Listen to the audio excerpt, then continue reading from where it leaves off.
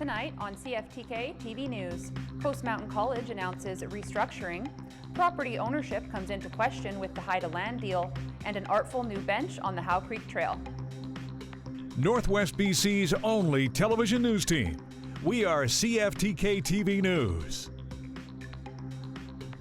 Hello, and thanks for joining us on this Wednesday, September 10th, 2025. I'm Jaylene Matthews.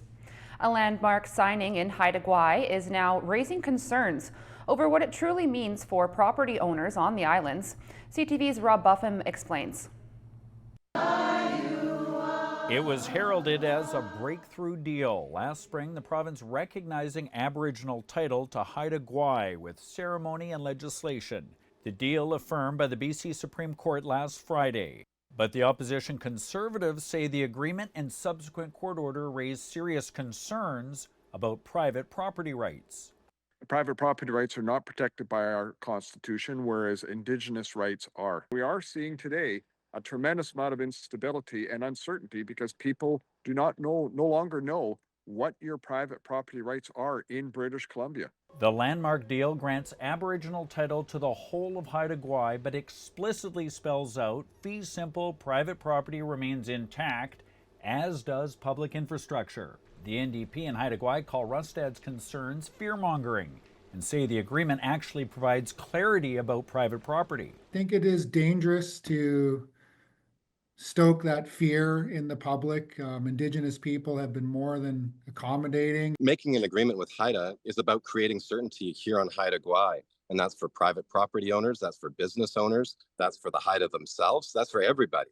The case comes on the heels of the controversial Cowichan Tribes decision last month that recognized the coexistence of Aboriginal title and private property and called Aboriginal title senior. The province is appealing, noting the uncertainty raised by the decision. Rustad says the coexistence of the two rights here, despite the language of the agreement, raises concerns down the road because Aboriginal title is a constitutional right and fee simple isn't. Yes, we have an agreement, but I would suspect that if a future Haida nation, Haida government, decided to back away from that, claiming that their Indigenous rights under the Constitution override private property rights, I suspect they would win that case. The Haida Nation is honorable. We're honoring our agreements. We're honoring our commitments to the people that we live together with on Haida Gwaii. Robert Buffum, CTV News. Coast Mountain College says the federal government's decision to cut back on international student visas is reshaping the school's enrollment and future plans. CFTK-TV's Helena Sante has more.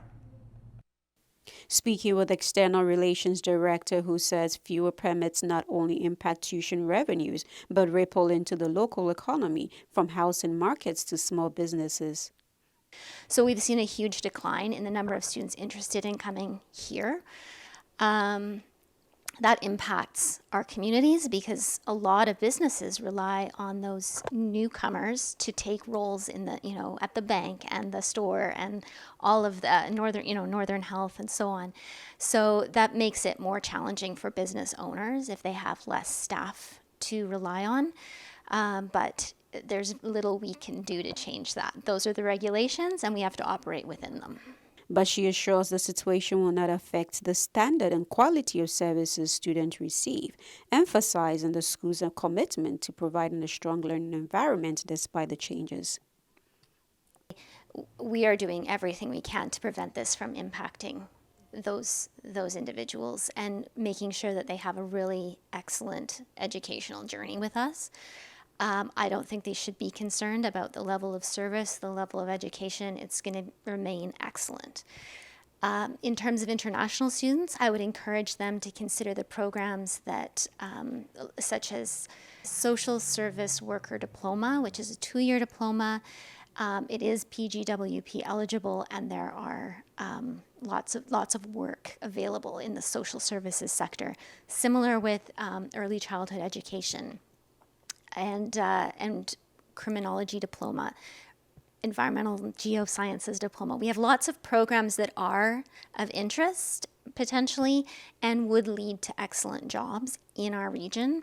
We're going through a difficult period right now. Things are challenging in terms of upsetting news. You know, we're downsizing. We're probably going to have to say goodbye to some valued colleagues, and it's going to be really hard. But we will carry on, and you know, the Northwest needs local education so people can train here and stay here. And so I'm confident that after we get through this period, the school will be in good shape. Helena Santos, CFTK-TV News, Terrace. One of the most recent creations of a local artist now adorns the Howe Creek Trail, and it works as a piece of functional art. CFTK-TV's Kale Maslin reports. A brand new bench was recently added to the Howe Creek Trail, where it overlooks the creek located just east of the E.B. Street Fish Hatchery. This new bench was the creation of a local artist responsible for starting his own art gallery called JJ's Wood Art. The main person I'd say in behind this is a sponsor, and that would be Kim Hayworth from Terrace Community Forests, who actually approached me with brainstorming the idea of what could be done in order to beautify some of the beautiful trails we have around. And then first thought was, of course, like a place to rest, because there's as well elderly people that walk these trails, and some of them are fairly long without a place, so we decided to put in a few benches, and I made several for on Ferry Island and as well a few for on Howe Creek. JJ also explained that the animals that are featured on the bench were chosen since it relates to where it ended up being located. The idea came because the location we chose is close to a little pond on Howe Creek where there's always wild ducks around, and so I went with a duck theme and made it mama duck and a couple of little ducklings and some ducks flying in relief carved in the backrest just to suit that spot. So residents have been said to be giving the bench positive feedback on social media as well as in person when JJ gets the chance to interact with them.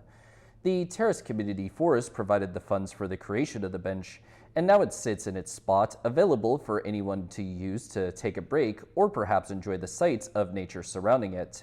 For CFTK TV News, I'm Kale Maslin.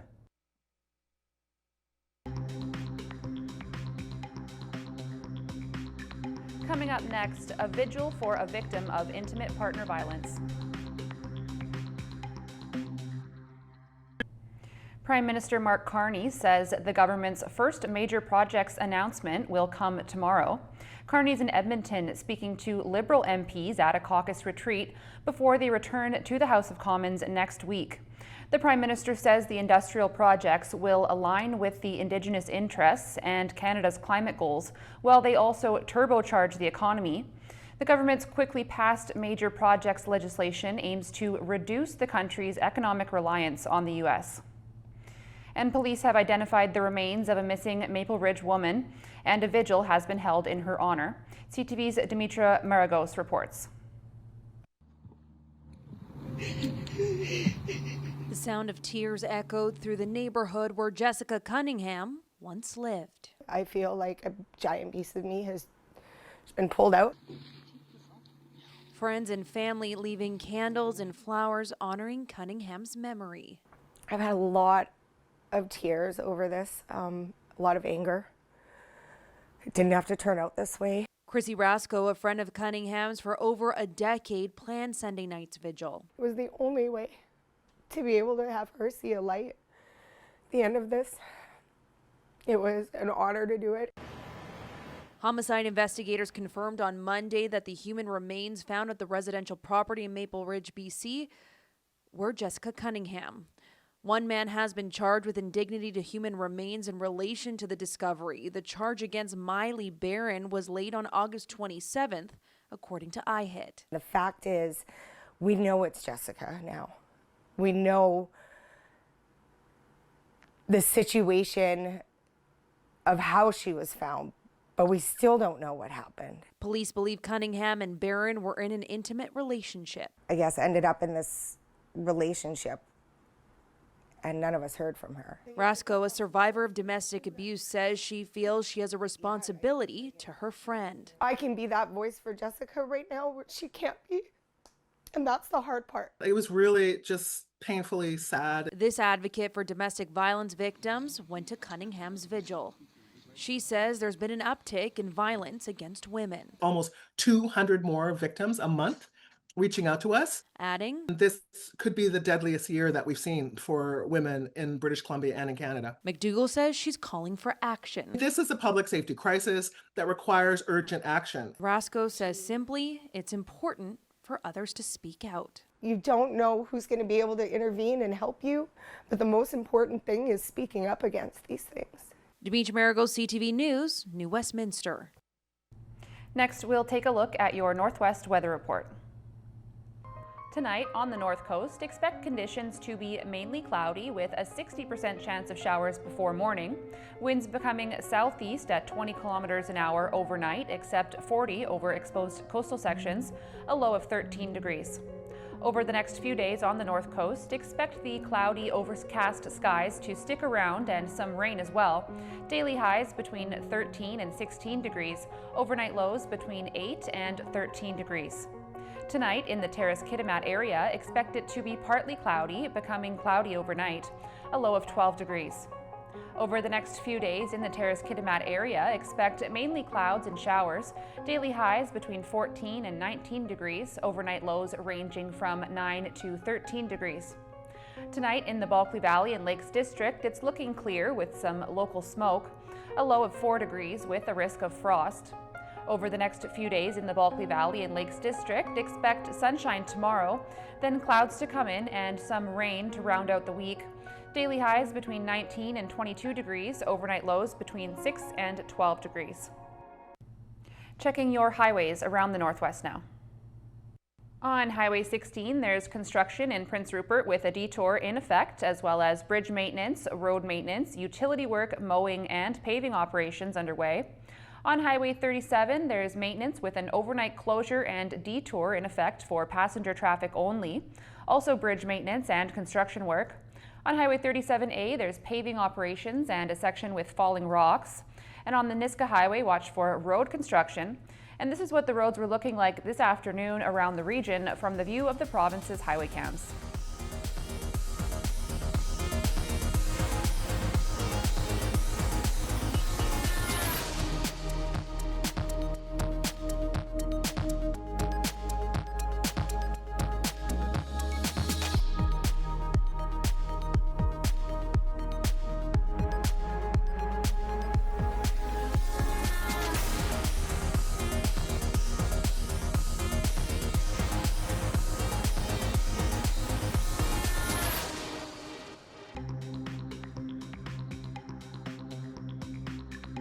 Still to come, escalating unrest in the Middle East.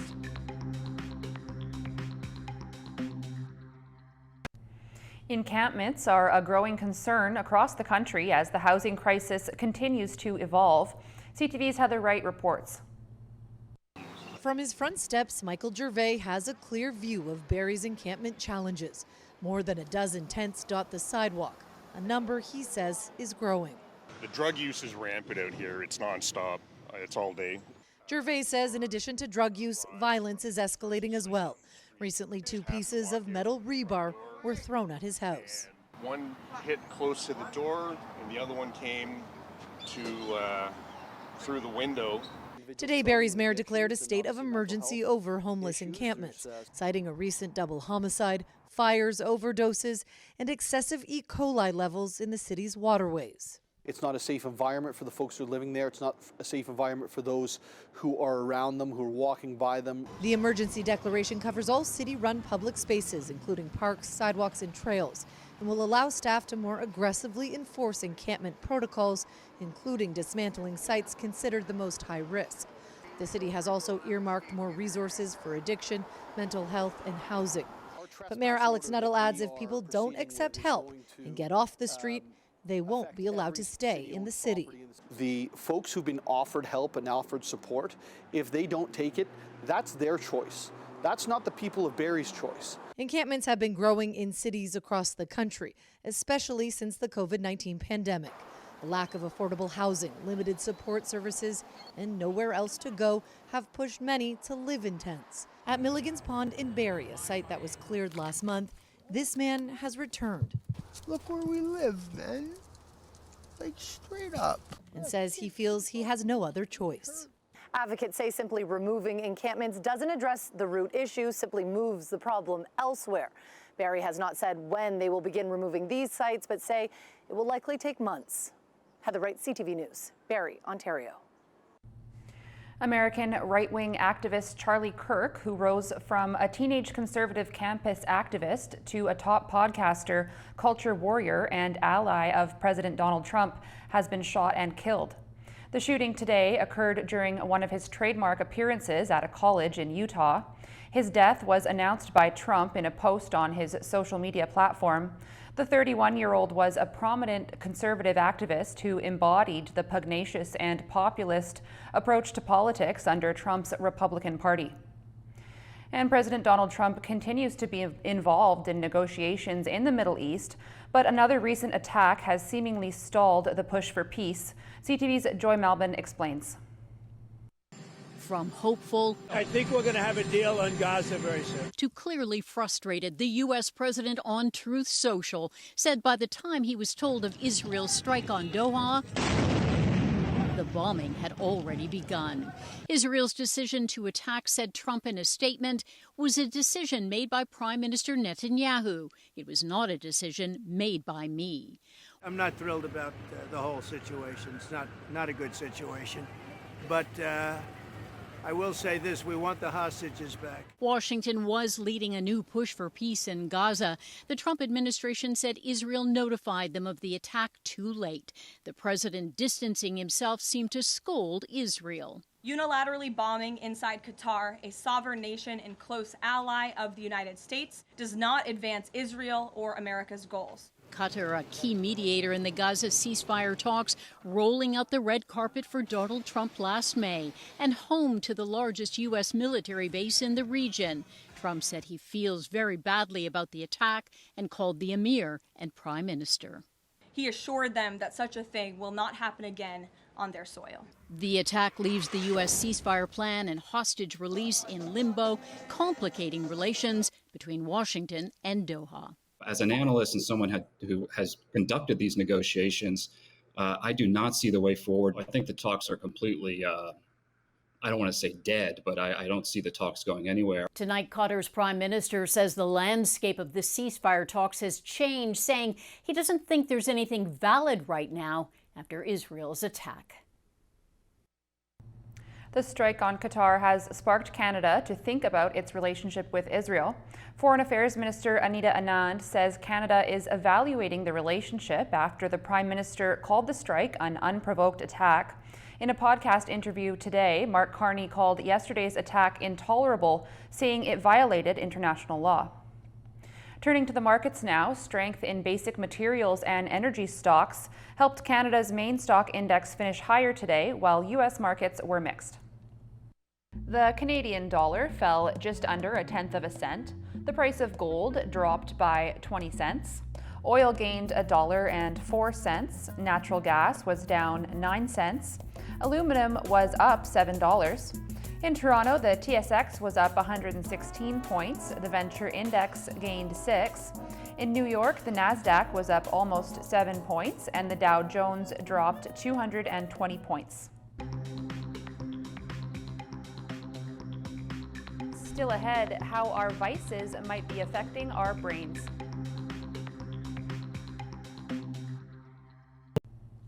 Immigration policies in the country are changing quickly, with international student enrollment taking a huge hit this year in Canada. And as CTV's Judy Trin explains, the implications run across the board.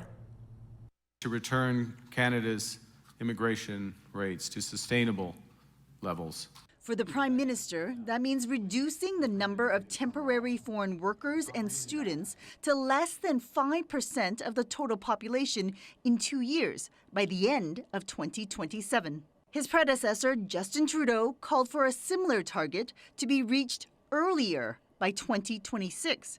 Despite Carney's attempt at slowing the decline, the number of new international students enrolled this year has already dropped by more than 50%. When you cut off the supply of international students to our universities, you're not just causing a future crisis for economy, you're causing an opportunity crisis for Canada now, because those international students were helping to pay for spaces for Canadian students to go to university. But immigration policies are under fire again. Just days ago, both BC's premier and the opposition leader called for the temporary foreign worker program to be scrapped.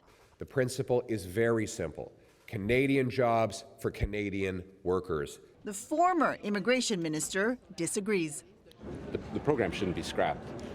It definitely needs to be fixed. It has problems. There's wide LMIA fraud in the program that continues to need to be fixed. We've started to reduce the overall numbers. Immigration data currently shows that there are 214,000 fewer international students and foreign workers compared to the same time last year. A new study on the combined use of alcohol with marijuana examines how the two interact. CTV's Pauline Chan reports. Studies looking at alcohol use with marijuana have been done before, but mostly in the U.S. when cannabis was illegal.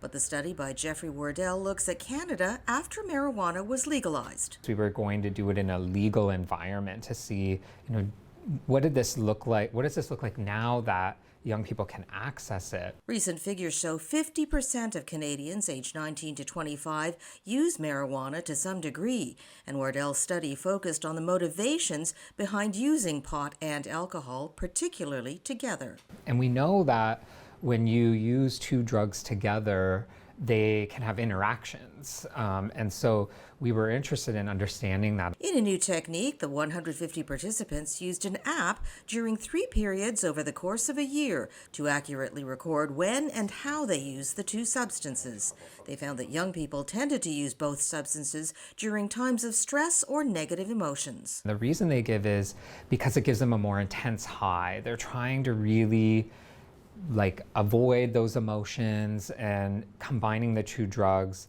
produces more, intense subjective effects. But in doing that, Wardell says there was also a higher risk of other health dangers. Greater risk for dependence or substance use disorder developing over time if you combine drugs, as well as other mental health outcomes. So being at greater risk for worsening depression, worsening anxiety. Wardell has advice at a time when young people are beginning the college term or undergoing other stressful new situations. Just be mindful that this isn't probably a good strategy, that even though maybe in the immediate term using cannabis and alcohol or combining the two especially might make you feel better. He says employ good judgment in your substance use and seek other ways like exercise or talking to others to alleviate stress.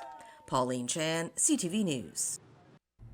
Degrassi co-creator Linda Schuyler has filed a lawsuit to halt the Saturday premiere of Degrassi Whatever It Takes at the Toronto International Film Festival.